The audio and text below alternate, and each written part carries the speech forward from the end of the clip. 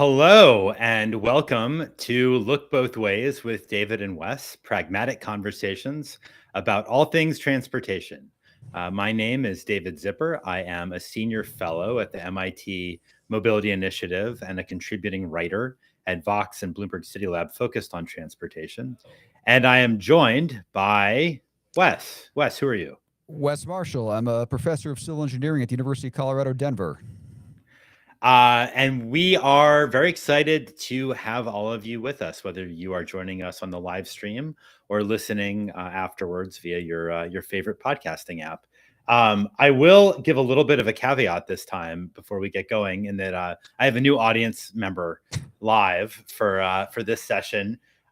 He looks like he might be asleep, so hopefully I'll be a little more interesting to come. But his name is Waffle House. He's a cat, a 2-year-old tabby that my wife and I adopted 2 days ago, and this is his first podcast. He's literally sitting on the couch about 6 feet away from me. So if he starts getting, if you hear some yowling or meowing or God knows what, you'll know why. But he's happy to be here. I'm just assuming because he seems happy with life as it is. I don't know, Wes. Do you have cats? I do not have cats. I'm quite allergic to cats, and we try to stay away from them as much as possible. But we have dogs, more dogs than we kind of need. We just got a third dog, so my house is quite chaotic. So this new puppy, Bowie, is a little bit crazy these days. Nice. I'm actually more of a dog person than a cat person normally. So, but this cat is sort of winning me over. It just sort of worked out better for where we live because Waffle House seems to love belly rubs. I've never met a cat that likes belly rubs before. Have you heard of such a thing? Our dog, or two out of our three dogs, very much enjoy that. But Well, they're dogs. That's they're the thing. dogs, It's a yeah. dog thing. So anyway, Waffle House is literally passed out on the couch. So maybe we'll be just fine. So that's a little something about me. But maybe to before we jump in, I'll ask a little something about you. It's always fun to help folks get to know ourselves a little bit better around transportation. So I'm curious, Wes, what is your first memory of public transit? First memory of public Yeah. transit. So I think I took when I was a kid, we would take the bus either to Fenway Park or Harvard Square quite a bit. In Boston. In the Boston Yeah. area. So I grew up in Watertown, which is the next town Mhm. just west of Boston, and there were some direct bus lines to those two places. So like those were the most common ones. But I mean, even earlier than that, I remember like going to like a Celtics game when I was even younger than when I was able to take the bus by myself, and um, North Station is sort of right there. And I remember getting on a train. I think we went somewhere to South Station. So I remember doing a train earlier than that, but I think that it's something in and around Boston back in those days. Were How you about one of you? those but I'll tell you in a second, but first I'm just curious, were you one of those kids who was like memorizing the entire transit map of your city at age 4? Which does seem like it happens quite a bit.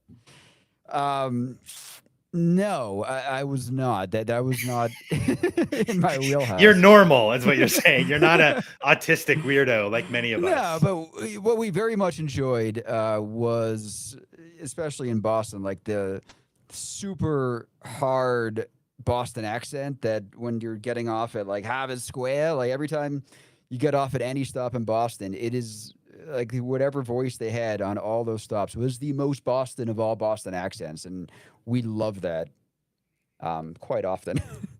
I respect that. I respect it. So for me, I grew up in North Carolina where, I didn't take transit really, but my grandparents lived in New York City growing up in Queens. So when we would visit them, we would take the subway sometimes in Manhattan. And I honestly thought that Manhattan was just a place you go to get bagels and smoked fish at Zabar's in the Upper West Side and to take the subway and hang out. It actually, I was like embarrassingly old, like in college, when I realized like actually there's well over 1 million people that live in Manhattan. It had always just been a place to sort of like go to on day trips for me. But yeah, I remember taking the subway and really liking it back in, I guess like it would be the 80s. So for both of us, I guess it was Northeastern Heavy Rail. There you go. Yeah, yeah, very much so. Yeah, Nice. New York, I didn't get to quite as often, but yeah, there's. That's how I treated New York too. You go there for bagels or pizza or something like that, and I would try to get out of there as soon as I could. Oh, spoken like a good Bostonian. I Yeah. respect it.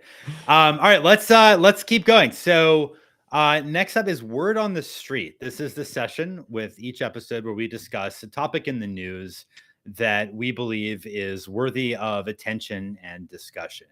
And today we want to talk about America seemingly trying to export car bloat. This has been reported in Reuters and in several European outlets. We'll share some links in the show notes afterwards, if not in the YouTube now. But according to a new agreement, a trade agreement between the EU and the Trump administration, both the EU and the US intend, and I'm quoting here, intend to accept and provide mutual recognition to each other's standards for a variety of industrial goods, seemingly including automobiles. That's a big deal because Europe has very different standards for cars than the US does. And Very different. yes, I'm going to quote the European Transport Safety Council, which said when this agreement was publicized, allowing American vehicles onto the EU market on the basis of quote unquote mutual recognition of standards is a betrayal of Europe's safety leadership and it will cost lives.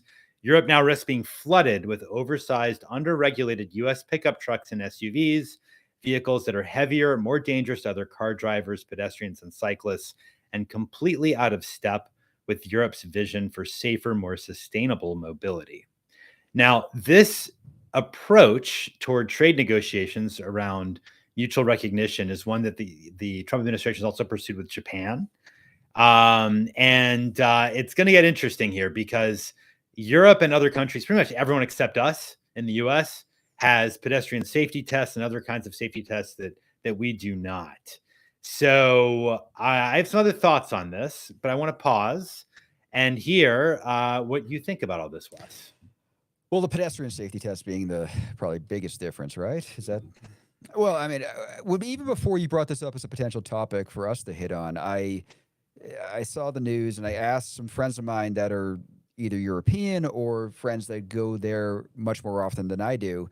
And very few of them thought it was that big a deal because their thinking was nobody over there wants what we're selling. Like they live in places where it's not exactly that useful to have a big SUV, nor is it practical, nor is it possible, and even in a lot of the places.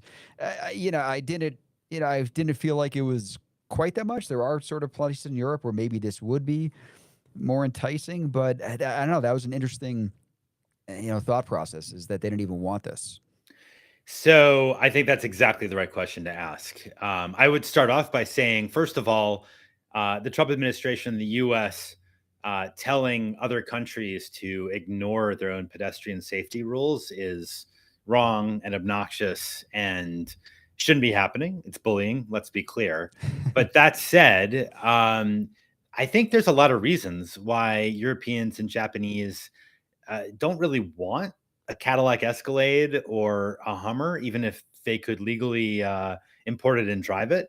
And there's several. One is there's tight parking spots in a lot of big cities with narrow streets in Europe compared to the US, where these cars are just not that comfortable to use.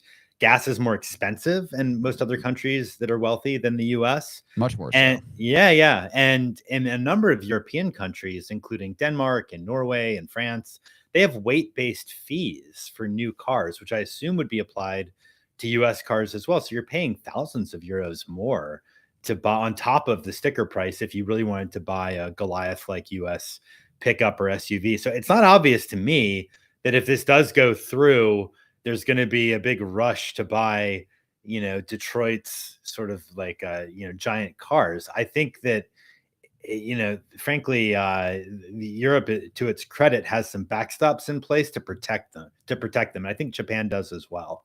I hope.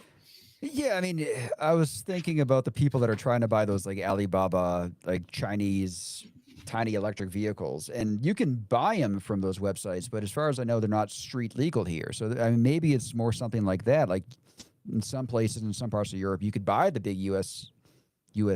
SUVs, but maybe they're not street legal in certain places there. And so there might be like different layers of rules as opposed to Yeah. just the fact that you can, like, mutual recognition of standards is one thing, but I think different levels of agencies are going to have different rules to maybe keep it from, if it starts becoming a problem, from actually becoming a problem.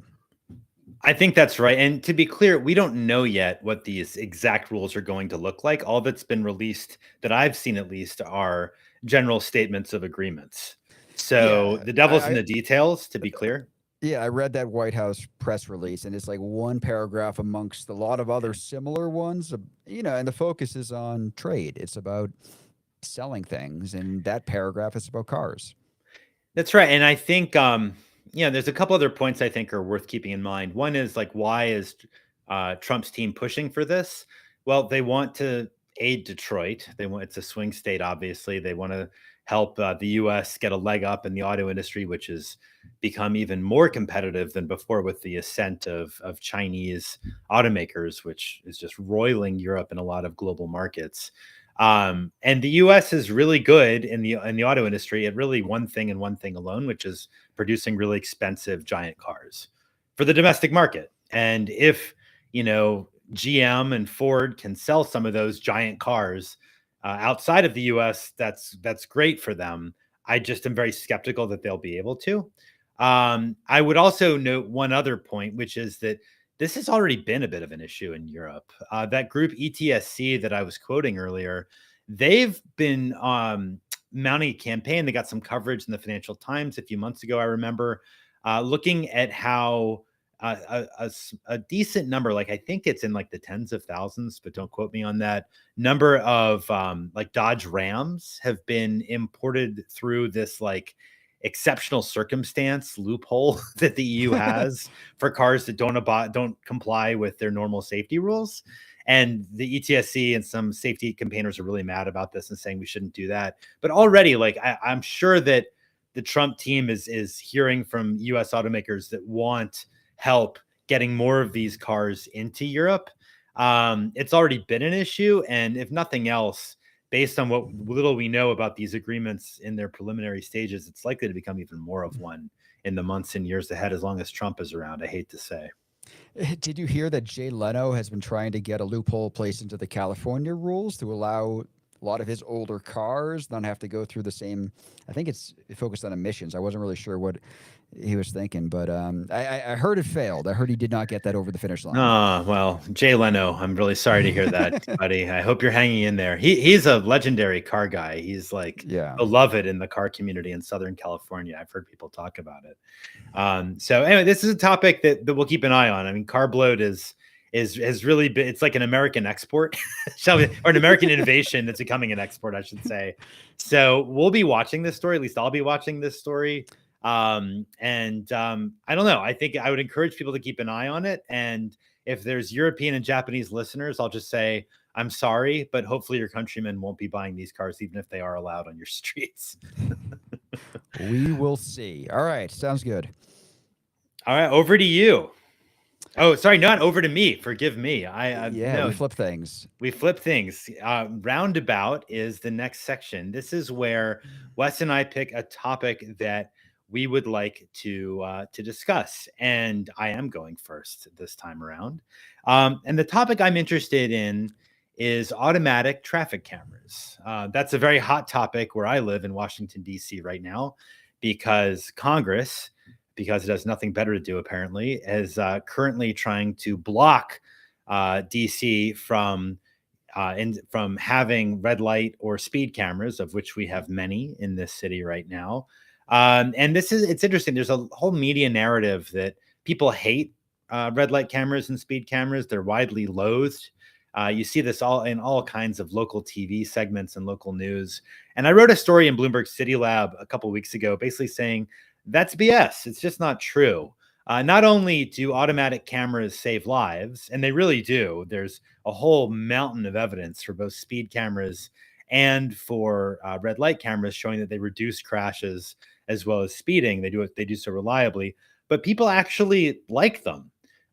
There's been a number of surveys taken in central cities as well as in the suburbs, some national surveys too, that showed that a majority of Americans support automatic traffic enforcement. And it's a huge majority of Democrats, a majority of independents, and a plurality, not actually close to plurality, it's almost even, in among Republicans, according to a survey a few years ago by Sarah Sayo at New York University that I think some people listening to this podcast will be familiar with. She's a well-known researcher. And interestingly, in the story that I wrote, I was struck that, I was once on a panel a few years ago where there was a person of color on the panel with me who said, we cannot have automatic traffic cameras. We cannot have cameras, quote unquote, policing black bodies. That's what I remember. And it stayed with me. And what was striking to me is when I talked to a city leader here in transportation here in DC, they told me that they actually get a disproportionate number of automatic camera requests from areas east of the Anacostia River, which are predominantly low income and African American, which might make sense because those are the areas where the greatest risk of dying in a crash exists because of a legacy of historical racist location of arterials and such like that. So maybe there's a disconnect in some ways between some activists and what residents actually want. So I give like automatic traffic cameras like 2 thumbs up, big fan. Wes, what do you think?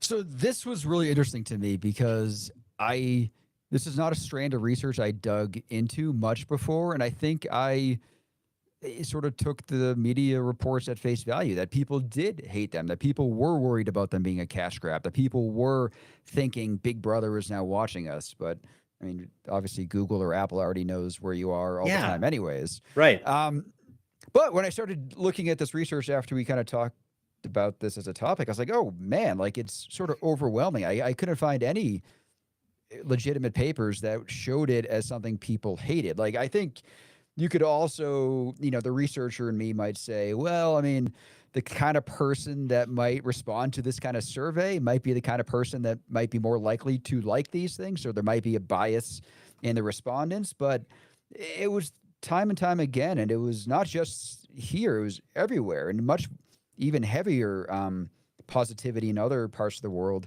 And, I tried to find some studies, like one of the kind of hypotheses I came up with is like, maybe it's like a lot of, tactical urbanism like things. Like people don't really know what they're missing. Then once it's installed, maybe they change their mind, right? So after they might have a better positive, feeling about these things. So were there any before and after studies? And I didn't find any, at least in my review of what I was looking at so far. But what I did find is where it was already in place, the numbers were way higher compared to places where it wasn't yet in place. So you can kind of think that it would be heading in that direction. So you're saying the more people experience it, the more they like it? Yeah, I mean, that's what it seems like. I don't think there's been a study to answer that specifically, but based on what the numbers I was seeing so far, the places where it was already in place, the numbers were significantly higher than the places where it wasn't. But in both cases, they were positive. Interesting. Well, I think that then begs the question, something I speculated about a bit in the article that I wrote in City Lab, is if automatic enforcement works, which it certainly seems to, and it's relatively popular, which it seems to be according to research, why do so many states ban it? And why are so many legislators very, very wary of allowing local jurisdictions to apply automatic enforcement in a new use case? Like, for example, in the last, like a hot topic now in the last few years has been automatic bus lane enforcement with cameras. So you basically identify a car that is in a bus lane illegally, and then that driver gets a ticket in the mail. And I know every city that uses this, they basically had to lobby the hell out of their state legislatures to get permission. So why do you think that is, Wes? Why do we have a disconnect there? It's probably the same reason I believe the narrative, and the politicians are probably seeing the same things I'm thinking, and they think it's a positive thing for their own popularity if they are anti this, and it's easy to be so. And I remember the governor of Texas when they banned the red light cameras, or it was a camera enforcement more generally, but he put out maybe it was TikTok or whatever, a short video basically saying, I've done it, I've signed this thing, like we're no longer allowing these things. And we talked about that in class, and it was sort of interesting because we ended up at a point where, and I noticed this when I was in Australia too, because they have cameras like everywhere. the conversation around cameras there was always on safety. Here, the conversation regarding cameras is rarely on safety, and we haven't even talked about that actually that they work in terms of safety. We're talking more about how they're perceived. And that's whenever I hear cameras brought up here, it's always about the two facts that people seem to think that Big Brother's watching, and they seem to think it's a cash grab. But maybe we can keep the conversation more on safety. We won't have the miscommunication on this front. Well, and part of the problem, I'm actually going to blame the media in part for this. I mean, I read a whole bunch of local TV accounts in Yeah. preparing this story for City Lab, and the number of articles that are basically just full of residents complaining about getting a ticket in the mail without anybody really articulating the safety reason for deploying them is just stunning. And I know that I'm a part-time journalist myself, and I know that there's a desire to capture narratives of controversy that's more interesting to the reader. But in this case, I think the controversy is kind of a bogus one. It's overinflated or exaggerated, I should say. And I think the media bears some responsibility to that. But then, of course, you can always look to, I think, it's just sort of like the basic autocentrism of so many policies where you have a very motivated minority of car drivers who lose their mind over the perceived inequity of how dare you not let me drive however I want to, even though, of course, speeding or running through a red light is by definition illegal. And then, maybe electeds just sort of hear those voices more than they do the larger number of people who are like, oh, good, my streets are a little bit safer when I'm walking, or my daughter's on a bike or something like that. But that's me sort of trying to speculate a bit. And whenever we have a public meeting where we're trying to do anything related to safety, you always have a vocal minority there that comes out strong against those things. And it would be similar when we're talking about camera enforcement. But I sometimes think back to, like, I kind of started off more on the structural engineering side, and like that's a world you never let like somebody in a public meeting tell us to use a smaller beam. Like, no, like we're using this size beam for safety. Like, I don't care what the public thinks. And the same thing could be said for more things in the transportation realm, but we don't treat them in the same way. Like, we could Yeah. be like, hey, like, we know this is safer. We're going to do this. And we don't really care what the vocal minority thinks, but we don't treat it in the same way. We're like, sometimes we let those people overwhelm like better, safer designs or things like camera enforcement. Yeah. Well, I'll let you go in a second, but before we flip over to your topic du jour, I'll just say that this is really in your wheelhouse with your book, Killed by a Traffic Engineer. It's like, I don't remember how many hundreds of pages that book was. So if this is a topic where you hadn't actually looked at the research yet, I'm just glad I could find a topic to zero in on that could help you learn something new about it. Well, it's interesting because in the book, I'm being like, hey, don't rely on education, don't rely on enforcement. Like, let's try to use engineering to fix those problems. Like, it Right. doesn't mean I'm necessarily against enforcement. And, that's one of the things I learned in Australia. Like, I remember I jumped in an Uber once, and this was 2017 when I was over there on my sabbatical, and the Uber driver was driving safer than any other Uber driver I've ever seen in my life. I'd be like, hey, man, like, what's going on? Why? You're not really driving like I would expect. And he's like, there's cameras everywhere at every intersection. There's speed cameras, Huh. there's red light cameras. And he said, if I get one ticket, I lose money for the week. And not only is it a ticket um, costly in terms of money, but it also gives points on his license. Like, at least in Denver, it'll cost you like $75 to get one of these Yeah. tickets. It doesn't actually carry over to points on your license. But over there, they treat it like a real ticket. So the Yeah. mentality about how they behave in the system definitely, when it's ubiquitous in that way, it definitely changes people's behaviors. Yeah, and I think we sort of skip past this. It's probably worth noting that the reasons why, I would argue, automatic enforcement is so superior to police officer-based enforcement is that it's, number one, more reliable. Like, the cameras don't miss someone. They're going to capture pretty much everything, and it's reliable. You don't have drivers thinking maybe I'll get lucky and get away with it. But also, you've got, and it's important, I think, to mention this: the cameras are not going to be sort of like weighing whether or not to give a ticket based on what the driver might look like, which removes, I think, one of the real risks of bias and removes the need for officer driver interactions that, particularly with minority communities, can become fraught.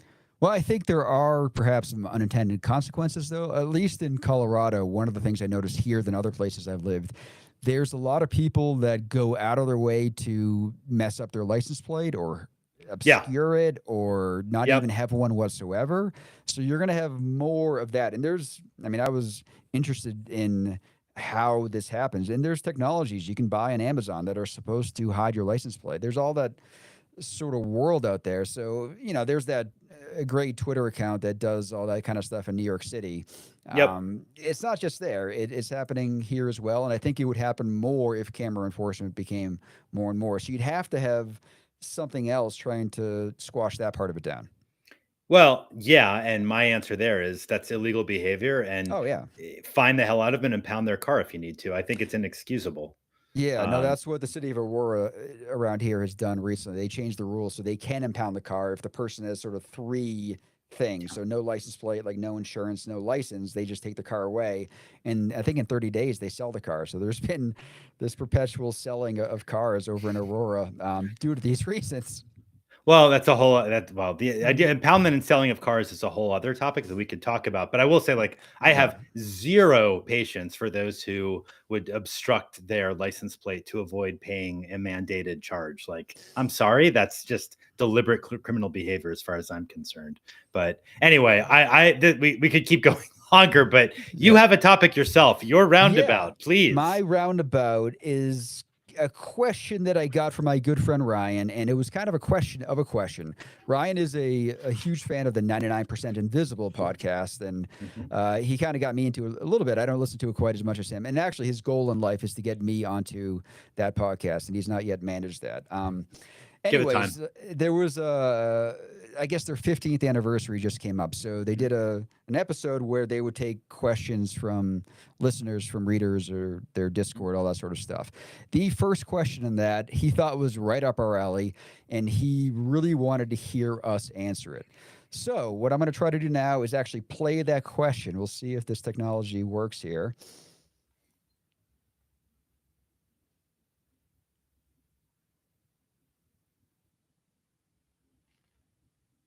All right, come on.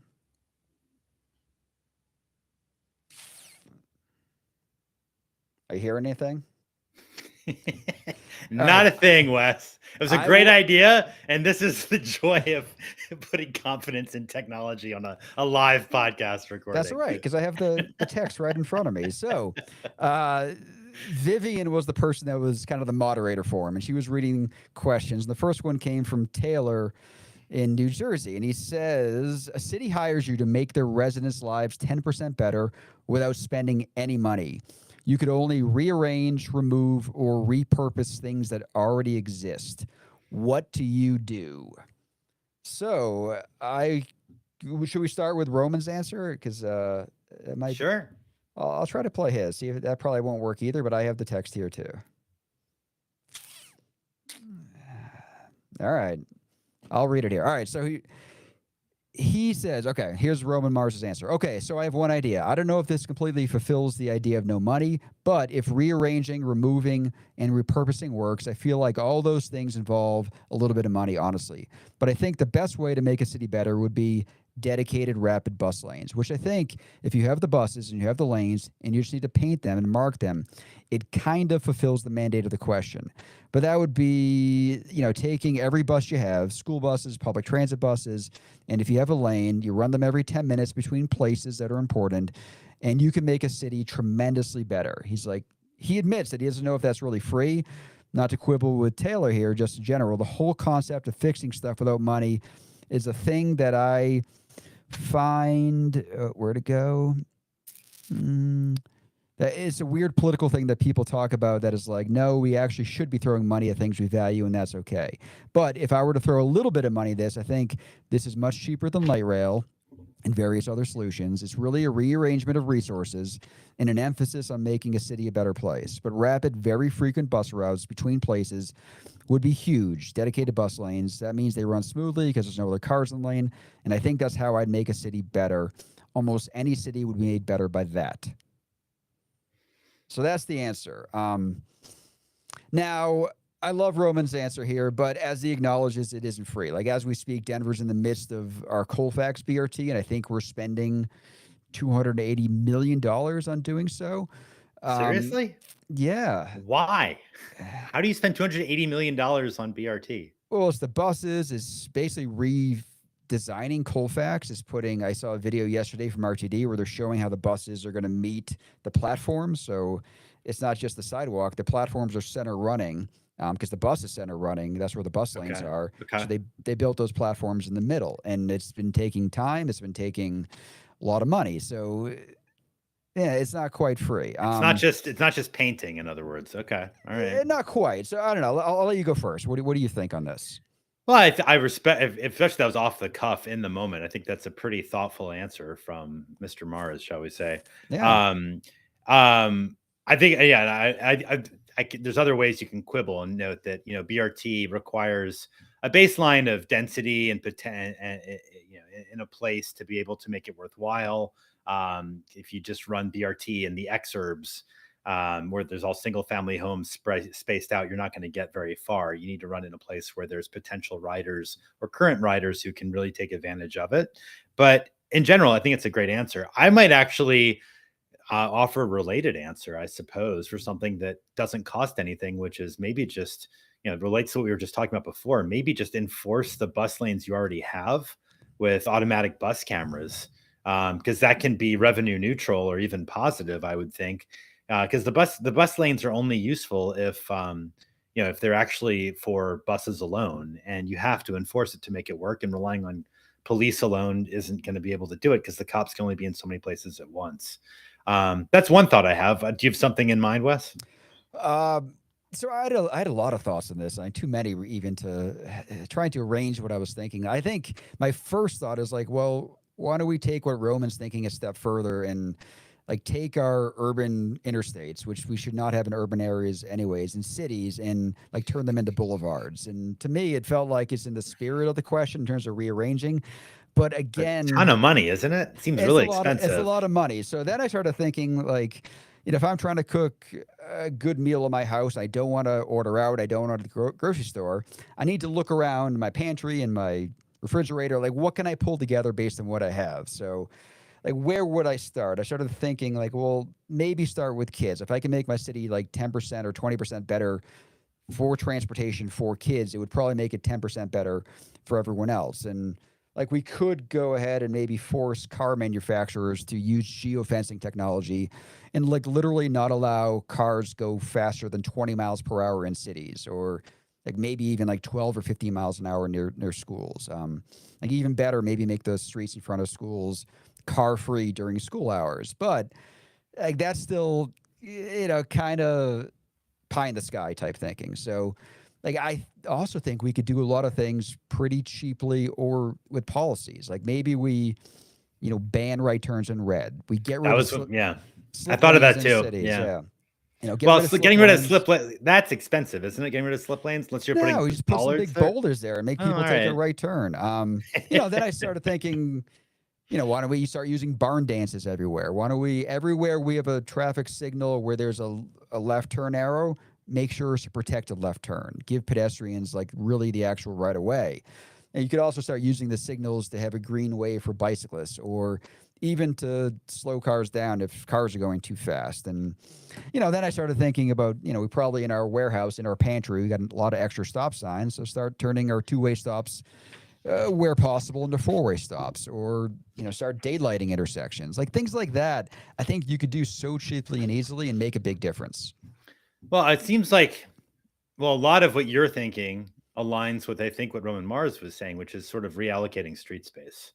It doesn't cost that much compared to sort of like doing a full scale road diet, to basically say, let's cut off this slip lane, let's reallocate this space to be a bike lane or a bus lane. I think that can make a lot of sense as an overall direction. I think the real constraints in reallocating street space are political rather than financial. I guess. Sorry, go ahead. Yeah, I mean, because a lot of cities, I think they started their first iterations of bike lanes with money that was already set aside for paving, right? So they didn't Yeah. have money for bike lanes, but they were going to be repaving, restriping those streets every so often. So that's something that's already in the budget. So even though it costs money, you're using existing resources. So there, you could start doing, Yeah. street right sizing and road diets and stuff like that without really having to spend new money. Yeah, I know that Cambridge, Massachusetts has what I think is sort of a national best practice in bike infrastructure. They actually passed a city law where the city DOT is required whenever doing a repaving to install any bike lane that is in the city's master network or the network of bike lanes. So there's no debate about whether or not to put in the bike lane. It's they have to. It's just a question of what it looks like. I think Oh, that's actually pretty good. that is pretty good because one of the complaints I have about Denver is we have some neighborhoods that have what they call the Hollywood sidewalks, which are like 2.5 feet wide. You can't even get a wheelchair or a stroller on Right, it. right. And they were, and this is a couple of years ago, they were redoing, I think, the storm sewage on that street. So they tore up the street, they tore up the sidewalk, and it's a street that I bike past on the way to work quite often. I was like, oh, this will be great. They're going to put in real sidewalks. Guess what? They put in the exact same small 2.5 foot sidewalks, and it's like, oh my god, like what are we doing? Like we rebuilt the sidewalk and couldn't Totally. fix that. Yeah. But yeah, I mean, anytime you're doing a renovation of a street and you don't take advantage of that opportunity to install better infrastructure, it's just, you should go gray a little bit or lose your mind because it's just so upsetting. I Yeah, think the it only was. yeah, and the only other thought I have in terms of things that are free or cost almost nothing that can really improve the city in a different direction, I would think of maybe setting a market price for street parking so that channel Donald Shoup and make Yep. sure that you charge enough that 15% of metered spots are available at any given time. So you don't force people to constantly circle looking for a spot because every spot is effectively subsidized. You collect more money that way, but you also reduce total VMT and pollution, vehicle miles traveled, I mean, along with pollution. And it seems like that could be a real win all around and potentially a net positive financially. That actually, I think, ties into something back with our first topic because one of the ways to get people on board with parking pricing is the parking benefits district, where Hmm. basically you're taking the money from the parking and put it right back into those streets, into Right. that neighborhood. Like you could do the same thing. I mean, we can do it with congestion charging, but we could also do it with the camera enforcement, right? If we treat the camera enforcement like the same way we do a parking benefits district, and that money goes directly back to those streets to improve them and put Yeah. street trees and whatever else, I think you'd even get higher levels of improvement than we already have. No, it's a good point. And for those who are curious to learn more about this, the parking benefit district is a very innovative idea that I believe Shoup himself came up with for Pasadena. And Yep. you can read more about it. You can actually see the book behind me if I move my head in the right way. Paved Paradise by Henry Graybar, right there. Great book, and I think it's explained more in that book that came out a couple of years ago. Yeah, and old Pasadena, old downtown there. Yeah, It's a great story. I've seen Jeff Tumlin present on that a few times. He does a great job of telling that story too. yeah. Well, let's go to mailbag. Do we have a question from our beloved listeners that we can discuss for a moment or two? So looking at the YouTube chat, which is quite active today, which is exciting to see. Like the first question on there is from Will. He posted it talking about our U.S. EU deal. And what he's saying is that the deal is allegedly reciprocal. So as much as he can sympathize with the Europeans on this, he'd also love to be able to import the practical, compact cars from the EU. Like, is that a possibility that we overlooked? Will, I don't know who you are, but that's a great question. Very smart question. I don't know. I'm not sure anyone knows yet, but the reason why it's a great question, this is something I've done some research around and written about before. There's a whole classification of lower speed vehicles or micro cars, whatever you want to call them, like the Microlino, like the Citroen Ami, that go 45, 55 miles per hour. They are small. They actually max of 45 miles per hour, if I I don't quote me on this. I think it's 45 miles per hour max, but they are small. They're great for being in cities. Oftentimes in Europe, you can drive one legally at a younger age, like a 15-year-old can do so, and they are relatively affordable and city friendly. There's a whole classification of vehicles. None of these things are legal in the U.S. because we have a low speed vehicle designation that basically blocks anything that goes faster than 25 miles per hour. So if you were to bring in a Microlino to be legally, if I understand this correctly, to be legally registered and be a legal vehicle on public roads, it would have to go through all of the rules for federal motor vehicle safety standards that are applied to, say, like a Subaru or an F-150, which you could argue, and I would argue, are not appropriate for something that's going to be used specifically in a city. So I don't know the answer to your question, but I've long wanted NHTSA to get its act together and create a new classification for these things. So I hope you're onto something there. Wes, what do you Well, think? there's a lot of places in this country where people are using golf carts in that way, including in my neighborhood in Denver. There's a lot of, kids that are not quite old enough to get a license. They're using these golf carts in like literal Denver city proper. So like you could imagine if you could buy these vehicles, they could end up, somewhat similar to the way a lot of people use golf carts now. Like even though they're not street legal, people still use the golf carts like that. And my father-in-law lives in the Villages in Florida, which is an entire golf course community. That's a whole nother story. But I don't know, like just the ability to perhaps get them and see them, and going back to some of the things we hit on earlier, like the touch them, see them, feel them, it gives people a different opinion. Like even yesterday I was on campus here, and a very small car kind of went through an intersection, and it just was disconcerting how small it is. But that car would be sort of a normal car in a lot of parts of the world, and here it looked like a toy. So I don't know, there's a lot of things that come along with this, but it's a great question. And it's an important point that we need to look both ways at a question like this. Yeah, well, it's true. And I'll just say really quick on, because this is something I used to be Mr. Golf Cart and Mini Car for a while there. Golf carts have no role in federal law whatsoever Right. because they do not qualify as a low speed vehicle and certainly not as a full size car.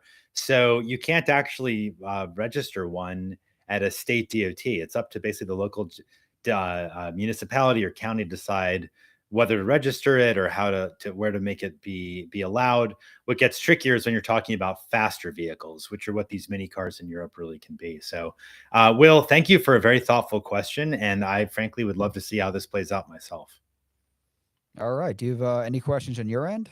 I do not for today, but we always love getting questions. So I'll just say you can always contact either Wes or me with questions, or you can just email them to us at lookbothwayspod@gmail.com. We always try to bring in a question or two if we can do it for each one of these episodes. But for now, it is time for Rail Drinks. This is the moment when Wes and I can exhale a little bit. We're almost done, and the evening is near. So we always have a little bit of a drink to share. Wes, as we do a little toast, what are you drinking today?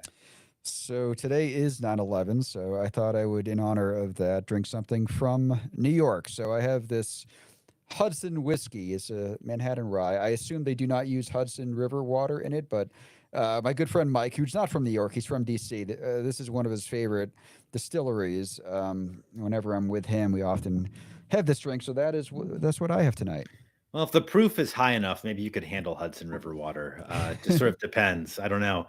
And I, for my part, I've already been sipping it, honestly. I have some spiked coffee because I have to go work after this. So I'm trying to maintain energy. I've got some cream liqueur with my coffee, and I'm going to drink that now. Well, cheers. Cheers. Um, and thus we arrive at the conclusion of yet another episode of Look Both Ways with David and Wes. We are truly appreciative of all of you who are with us either live or listening on your favorite podcasting app. Again, you can always email questions or comments to lookbothwayspod@gmail.com. I would be delighted if you tell a friend or two or leave a review if you've enjoyed it. That's how the word gets out, and we're always looking to do that. If you have thoughts or comments, you can contact me through my website, which is davidzipper.com. I have a newsletter there called Paved with Good Intentions. It's free. And Wes, have you decided yet to let people contact you, or are you still saying stay away? For the most part, I am using Blue Sky a little bit more than I ever have. I noticed That's that. That's that's good for mostly to you. you egging me on. Yeah. So yeah, I still try to not partake very much. But so Well, when's the next episode? the next episode, glad you asked, is Tuesday, September 23rd at 6 p.m. EST. If you want to join us live, you will be able to do it right here on YouTube. And we really do appreciate you being here with us, and we're looking forward to seeing you next time. Thanks.